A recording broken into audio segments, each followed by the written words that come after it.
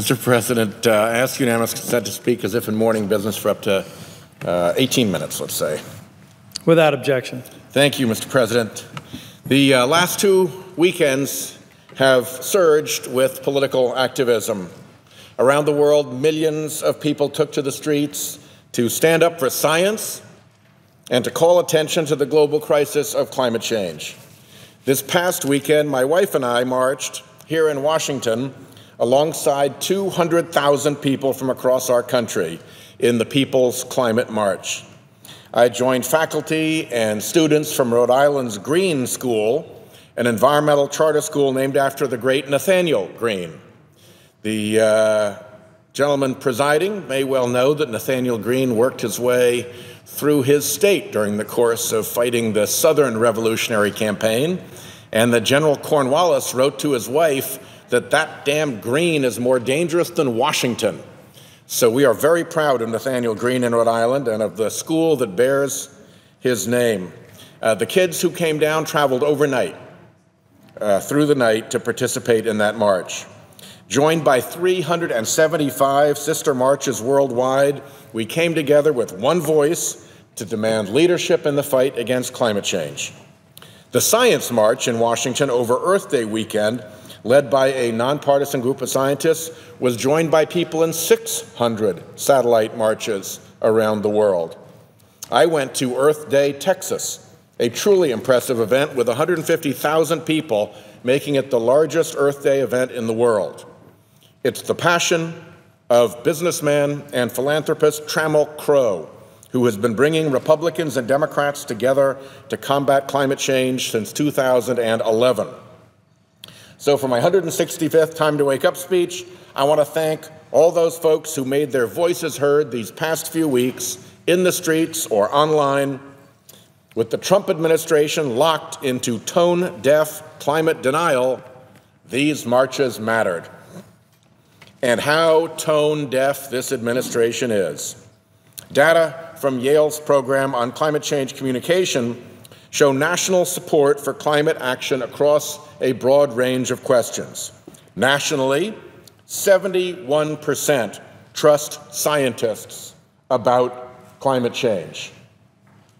Right here, trust climate scientists about global warming, 71%. And so many folks came out to the Science March to show that. A majority of Americans, 53%, believe climate change is caused mostly by human activities. That compares to 9% of the Republican caucus here in a vote taken just last Congress.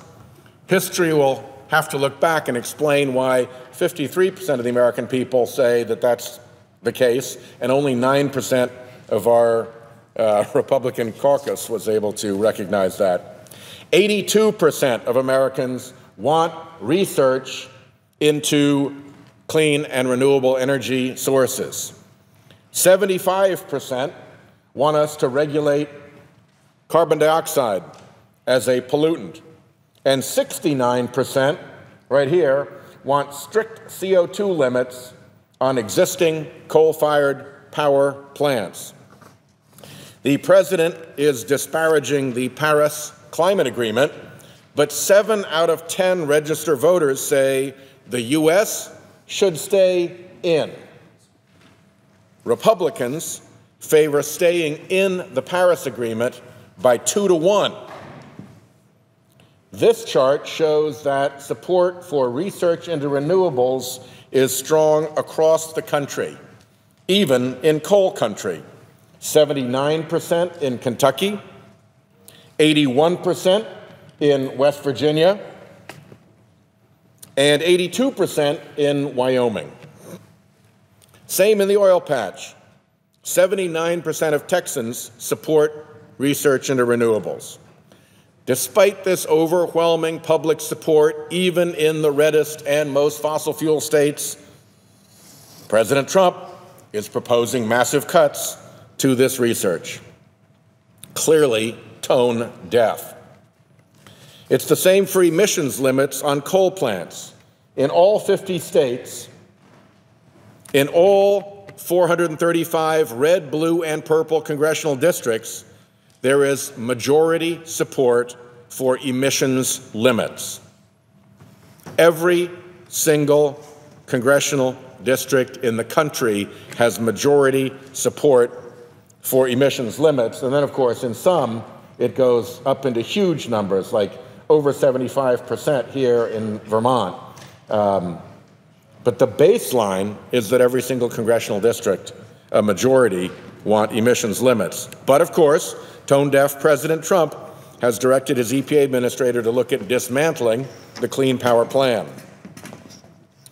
A majority of Americans in every single state and in every single congressional district, which obviously includes every Republican congressional district, agree that climate change is happening. Whether you break it down by state or break it down by congressional district, the results are the same. From here, 50% and down are various shades of blue. From here, 50% and up are various shades of orange. And as you can see, there is not a remaining speck of blue on this map. The American people have settled this question in their minds.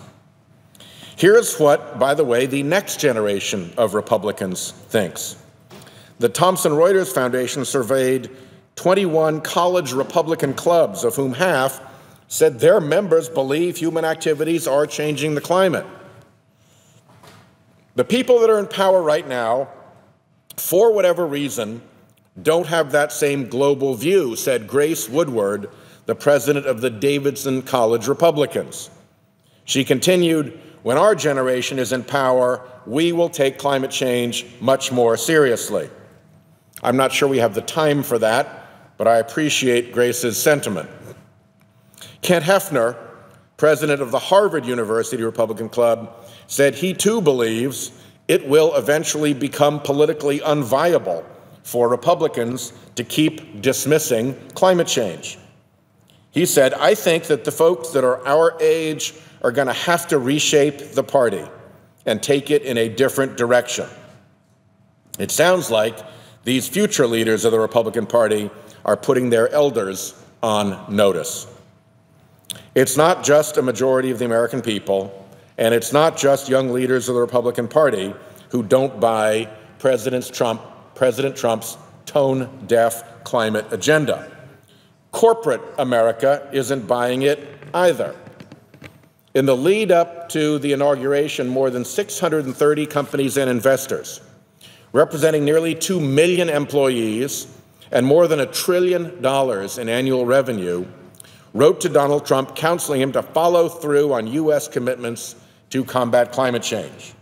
Food giants, Kellogg's, Campbell's, and Mars, clothing brands, Nike and Levi's, and other corporate heavyweights like Monsanto and Johnson & Johnson, urged the incoming president to maintain national efforts to reduce emissions, invest in the low-carbon economy at home and abroad, and keep the United States in the Paris Agreement. Just last week, 13 of the largest and most successful companies in America wrote to the president to, and I quote them here, urge that the United States remain a party to the Paris Agreement, work constructively with other nations to implement the agreement, and work to strengthen international support for broad ranges of innovation technology.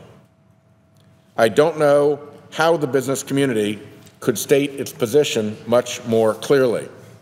That group included BP, DuPont, General Mills, Google, Intel, Microsoft, National Grid, Novartis, PG&E, Schneider Electric, Shell, Unilever, and Walmart. As former New York City Mayor Michael Bloomberg put it, Washington won't determine the fate of our ability to meet our Paris commitment. Mr. President, I ask unanimous consent to enter both of these letters into the record. Without objection. These companies know that climate change could disrupt their supply chains, make water or commodities more costly, or even roil their international markets. So they're moving ahead, whether the president and congressional Republicans are with them or not. Mars, the maker of M&Ms and Snickers bars, has pledged to eliminate greenhouse gas emissions from its facilities by 2040. When asked by the New York Times if President Trump's threats to leave the Paris Accord would affect Mars's plans, Global Sustainability Director Kevin Rabinovich replied, "This doesn't change our commitments. We're doing this because we see a real business risk." Walmart, which already has set a goal of deriving half its energy from renewable sources by 2025, recently announced Project Gigaton, an initiative to eliminate 1 gigaton of carbon emissions by 2030 from its entire supply chain. Big League Sports is engaged too. Major League Baseball stadiums and National Basketball Association arenas have installed wind turbines to generate their own low-carbon energy, or solar panels like at the Red Sox Fenway Park. The National Hockey League has partnered with Energy Star and the Natural Resources Defense Council to make its facilities more energy efficient. Salt Lake City's Major League Soccer Stadium built one of Utah's largest solar panel arrays, providing more than 70% of that facility's energy. The National Football League has a program to reduce overall greenhouse gas emissions during every Super Bowl, which has resulted in the planting of more than 50,000 trees in Super Bowl host communities. In 2016, outdoor retailer REI hit 100% renewable energy for the 4th consecutive year. And they just opened a new net zero energy distribution center in the Arizona desert. Starbucks announced plans to power 116 stores in Washington state, all on renewable energy. Patagonia created an incentive program for employees who commute to work without driving, saving more than 25,000 gallons of fuel last year. And it invested more than $50 million to purchase 2,500 residential solar units. And it's not just the business community that makes things. Financial firms are urging their clients to factor climate change into their investment decisions. Last year, the investment firm BlackRock, with more than $1 trillion in assets under management, issued a report titled Adapting Portfolios to Climate Change, which describes, and I quote, how investors can incorporate climate factors to reduce risk and seize opportunities. The Asset Owners Disclosure Project last week reported that 60% of the world's 500 biggest asset owners, with funds worth $27 trillion, hold your breath on that, $27 trillion, now recognize the financial risks of climate change and opportunities in the low-carbon transition and are taking action. Bill Gates, along with more than 20 of the world's most successful business people, launched a $1 billion investment fund in late 2016, Breakthrough Energy Ventures, to reduce greenhouse gas emissions by financing clean energy technology. These clear-eyed assessments of the business effects of climate change are not entirely new. Back in 2009, Donald Trump was joining business leaders to warn us about the catastrophic and irreversible effects of climate change. There will be catastrophic and irreversible consequences for humanity and our planet, their advertisement read. That was then, I guess. Mr. President, the country is moving on without President Trump and without the Republican Party. State and local officials are on the march, leading their communities on a path to reduced carbon emissions. Companies are on the march, greening their operations and supply chains. And on campuses across the country, young Republicans and young Democrats are on the march, coming together to prepare for a cleaner future. As the marches and events of the past 2 weekends demonstrated, there's no going back. I realize it is hard for my Republican colleagues to go against the fossil fuel cartel. but it is not too late for them to finally say, enough is enough, to wake up and to join the march. I yield the floor, Mr. President, and I note the absence of a quorum.